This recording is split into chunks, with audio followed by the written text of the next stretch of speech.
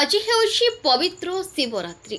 ଏଥିପାଇଁ ଉତ୍ସବ ମୁଖର ହୋଇ ଉଠିଛି ସାରା ବିଶାଖାପାଟଣା ସହର। ଆଜି ସକାଳ 4 ଘଣ୍ଟାଠାରୁ ବିଶାଖାପାଟଣା ସହରର ସମସ୍ତ ଶିବ ମନ୍ଦିରରେ ଭକ୍ତଙ୍କ ପ୍ରବଳ ଭିଡ଼ ପରିଲକ୍ଷିତ ହୋଇଥିଲା। ଆଜି ବିଶାଖାପାଟଣା ଆର୍କେ ବିଚ୍ ସମୁଦ୍ର କୂଳରେ ପୂର୍ବତନ ରାଜ୍ୟସଭା ସାଂସଦ ଡି ସୁବିରାମ ରେଡ୍ଡୀଙ୍କ ଦ୍ୱାରା ନିର୍ମିତ 1 କୋଟି 1 ଶିବଲିଙ୍ଗରେ ଜଳ ପ୍ରଦାନ ପାଇଁ ବିଶାଖାପାଟଣା ସମେତ ଆଖପାଖ ଜିଲ୍ଲା ସହ ଓଡ଼ିଶା ଓ ଛତିଶଗଡ଼ ରାଜ୍ୟର ବହୁ ଭକ୍ତଙ୍କ ଭିଡ଼ ଜମିଥିଲା।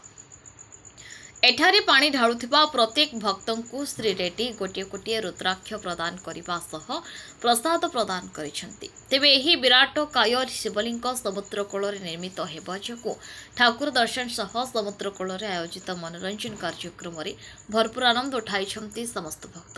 ତେବେ ଆଜି ପବିତ୍ର ମହାଶିବରାତ୍ରି ପାଇଁ ସହରର ଦଶପଲ୍ଲା ହିଲ୍ସ ନିକଟ ପ୍ରଭୁ ଜଗନ୍ନାଥ ମନ୍ଦିର ପ୍ରାଙ୍ଗଣରେ ଥିବା ଶିବ ମନ୍ଦିରରେ ପ୍ରବାସୀ ଓଡ଼ିଆ ସଂଗଠନ ଉତ୍କଳ ସାଂସ୍କୃତିକ ସମାଜ ଦ୍ୱାରା ସହରର ପ୍ରବାସୀ ଓଡ଼ିଆଙ୍କ ପାଇଁ ସ୍ୱତନ୍ତ୍ର ପୂଜା କାର୍ଯ୍ୟକ୍ରମର ଆୟୋଜନ କରାଯାଇଥିଲା।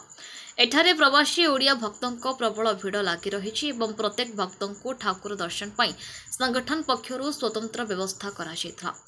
ଏଠାରେ ସନ୍ଧ୍ୟାରେ ଦୀପଦାନ କାର୍ଯ୍ୟକ୍ରମ ସହ ଓଡ଼ିଶା ଲିଙ୍ଗରାଜ ମନ୍ଦିର ନୀତିନିୟମ ଅନୁଯାୟୀ ରାତି 11:30 ସମୟରେ ମହାଦୀପ ଉଠିବା କାର୍ଯ୍ୟକ୍ରମ ରହିଥିବା ସଂଗଠନର ସଭାପତି ଜିତେନ୍ଦ୍ର କୁମାର ନାୟକ ପ୍ରକାଶ କରିଛନ୍ତି।